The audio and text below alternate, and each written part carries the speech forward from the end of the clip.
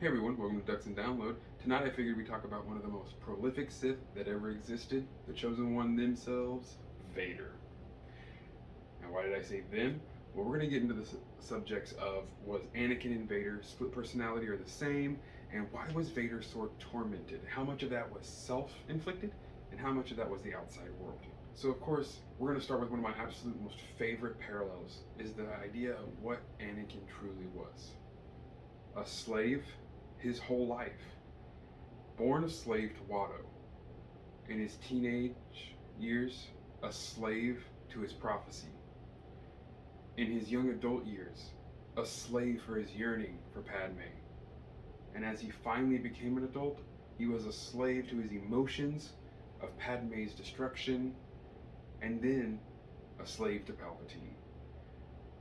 This was kind of a poetic justice or a poetic sense of life that Anakin had to live as this chosen one who was going to literally free the entirety of the Force from the oppression of the dark side and balance the light side with it.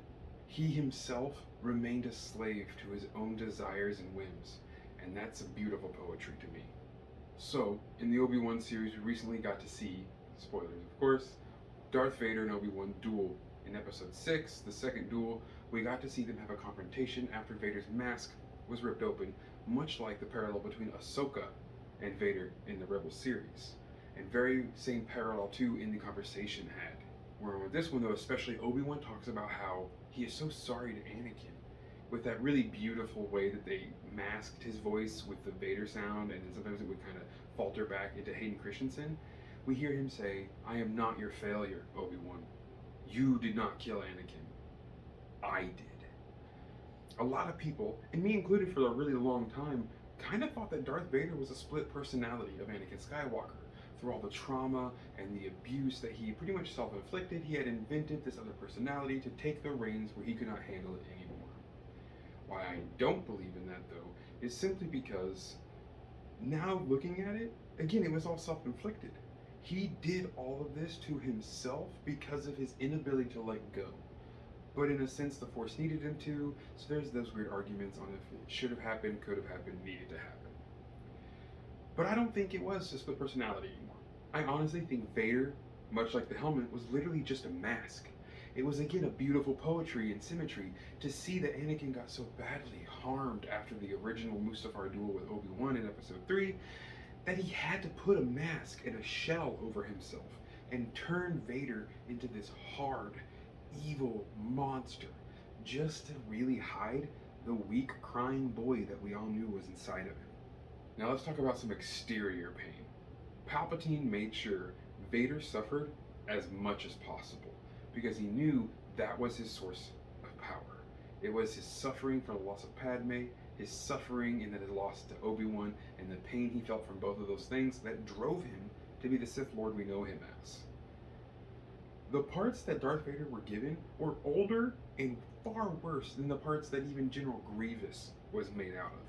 Had Vader actually had a fully advanced, fully top of the line, Imperial, funded suit, he would have been probably 100 times stronger than he was, far quicker and far more agile.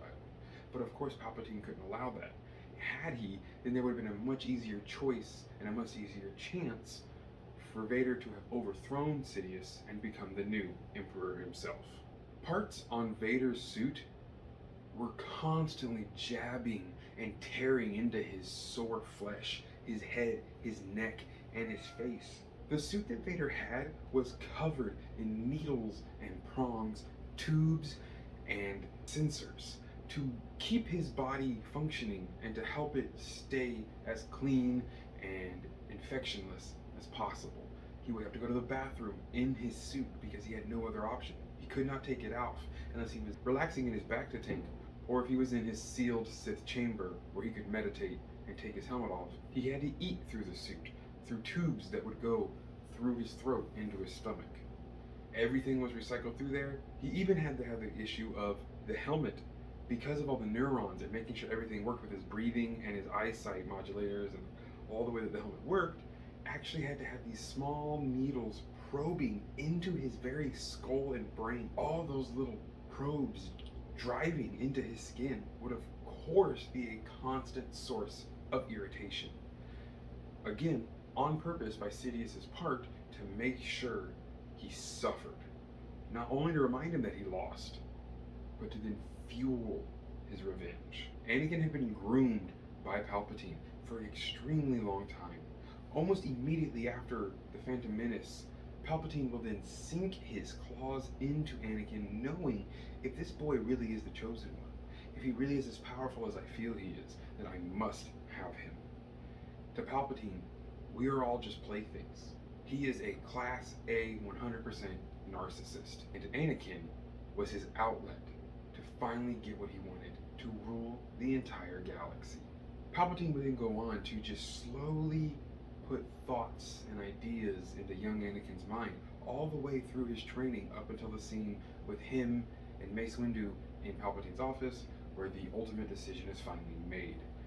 Sidious did everything in his power to groom and manipulate Anakin to be what he needed him to be. So then Vader would take that same emotion and that same lust to control everything and try to control death and life itself. On Mustafar, over the remains of the Korvax fortress, Vader would then begin to build a pitchfork to the dark side. Fortress Vader, his castle on Mustafar. A lot of people would say that he chose Mustafar as the way to constantly have his revenge and have his defeat in his face to give him more anger, but really he needed Mustafar because it was a dark side nexus at that moment in time, just really imbued with a lot of evil energy and dark intention. That, and with the help of Lord Momin, he is an ancient Sith Lord that is brought back to life through his mask, which can take over the body and possess those that wear it. Vader then controls Momin to help him make his castle and really attune it perfectly to the dark side of the Force for the sole purpose of opening a portal to the other side to get to Padme and bring her back. Now, of course, Lord Momin, as all Sith do, betrayed him. With constant war going on with the Mustafarians, Vader had to leave for a moment. Momin used this moment to then get his own body back. There is a duel, Vader wins, and then Vader steps into the portal himself. And this is when we get a lot of really crazy iconography, where the dark side is really dementing and torturing Anakin's mind. And that split is very visible here, because Vader, the core of Vader, is this red and black swirling mass. But the limbs of this humanoid that is to represent the Force essence of Anakin are blue still. There is always that small part of Anakin in Vader hiding. Sadly, of course, he doesn't succeed, comes out, and then uses all the power again to destroy the portal and leave it forever.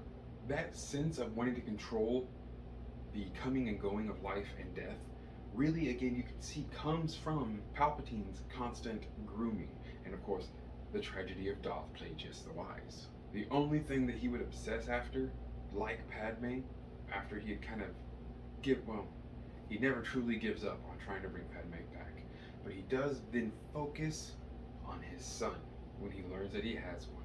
He becomes so obsessed with the idea of Luke and grabbing him, taking him, and turning him to the dark side, or killing him. He either will let Anakin kind of come back, have his family, be the Emperor, or he will kill Anakin's very son, and Vader will cement himself in Anakin's mind, never letting Anakin back out. And of course, we know that's not what happens. Instead, throughout a lot of the comics and later years after hunting down Luke and failing time and time again, Vader will come to many occasions of challenging Palpatine and truly trying to then take the throne by force. The problem with that is, he is no longer the all-powerful chosen one.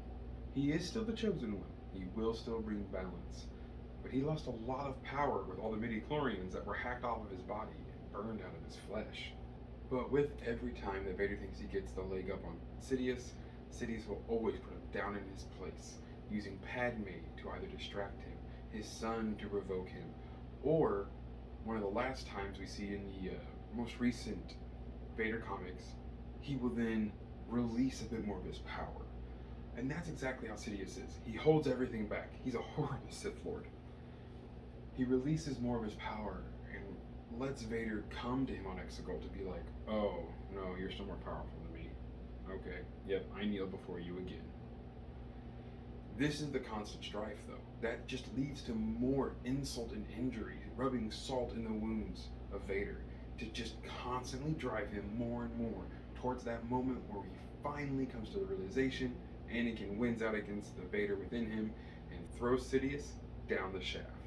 I really look forward to seeing more with Vader. If we get a Kenobi Season 2, I don't know if Vader should be in it that much because they really can't interact any more than what we already saw. Or in Andor, it'd be really awesome to see Vader in Andor. He has no ties to these people. These are literally nothing to him. Maybe we'll finally get that amazing scene. I am only surrounded by fear and dead men. There are some Vader lines from the comics that are chef's kiss. Amazing. So if he does show up in Andor, trying to squash this rebellious force coming up, that would be amazing. Owes nobody no qualms. He will slay everybody just to get to his mission objective. So it could be really cool to see him there. So let me know down in the comment section what your favorite Vader moment is. I'd love to hear from you all. As always, let's talk some Star Wars and really vibe with one another. Don't forget to like this video, share if you can, please. It would mean the world to me. And as always, the number one most important thing, subscribe so we can keep having fun together. I hope you have an amazing rest of your day. I'll see you next time.